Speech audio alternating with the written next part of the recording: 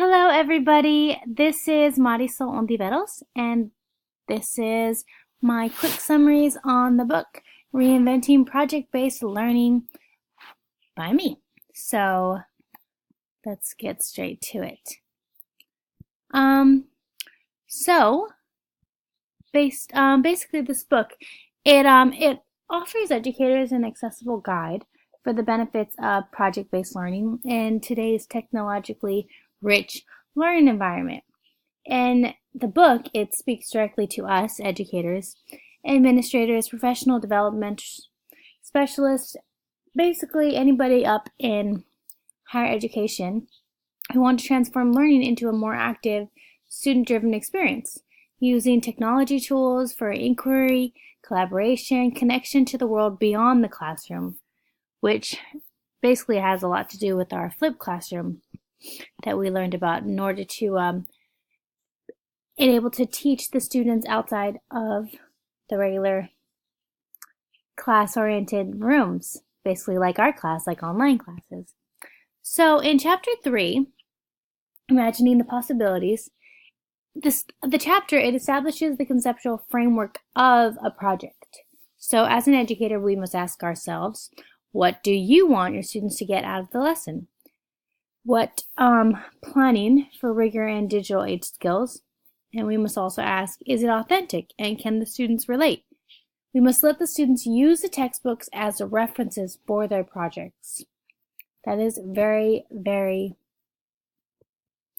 very essential because a lot of students tend to use online sources which might not be peer-reviewed, so we should give them that chance to use their textbook.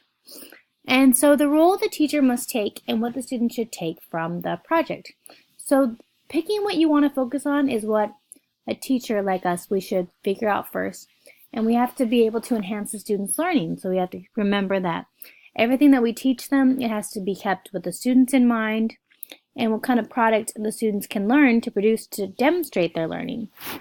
And also what other subjects can be covered. I'm sorry I sound a little funny. I'm getting a little sick.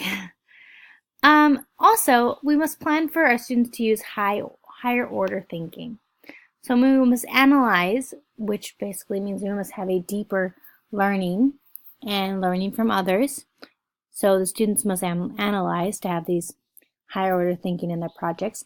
They must evaluate, which they must organize and coherence their thoughtful processes and work really well together in group-based learning or individual learning.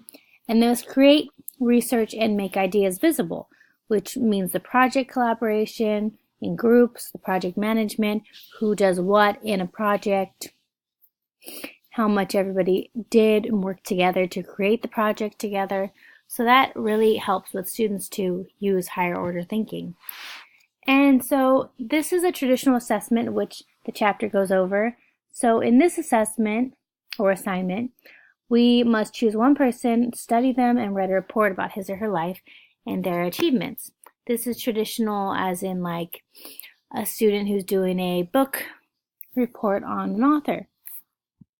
Now another assignment, the reconsidered assignment, is when a student has to study 2 to 3 people within the same field. They must develop principles for getting into the Hall of Fame, quote unquote. So the main person that they're trying to research. And they must pick one person to give a response to why they should be welcome into their Hall of Fame.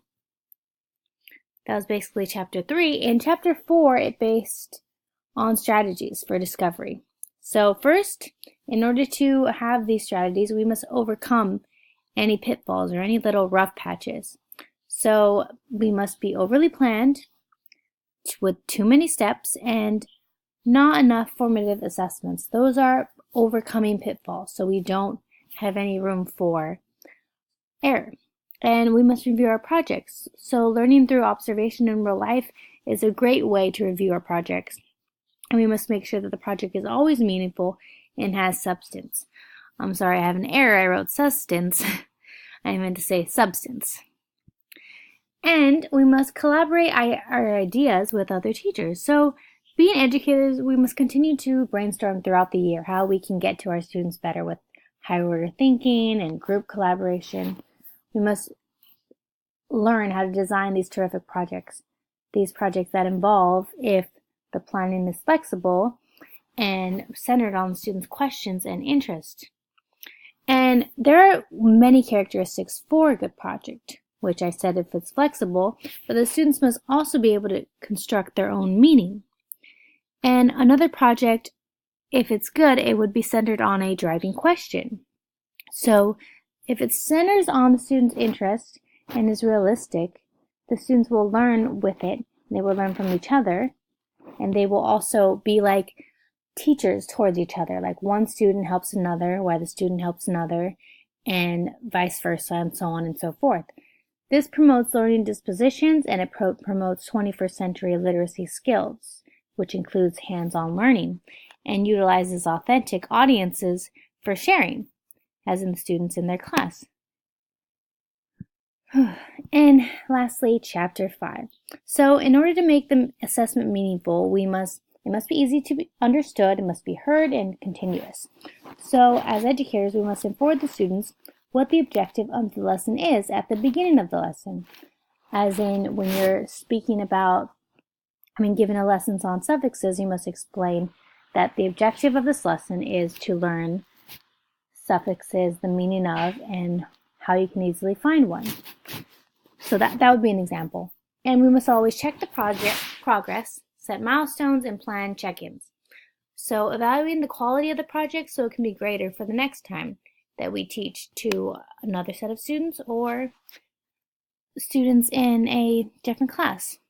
So the assessments that we have are summative assessments, which the objectives, what will the students learn through this project, our evidence, what would they need to demonstrate to show they learned, and activities, what approaches might they take to go from not knowing to knowing.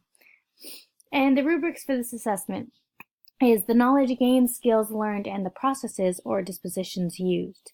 The rubrics need to be shared with the students, so the teacher must hand them out so that each student knows and understands what the expectations are and how they will be graded.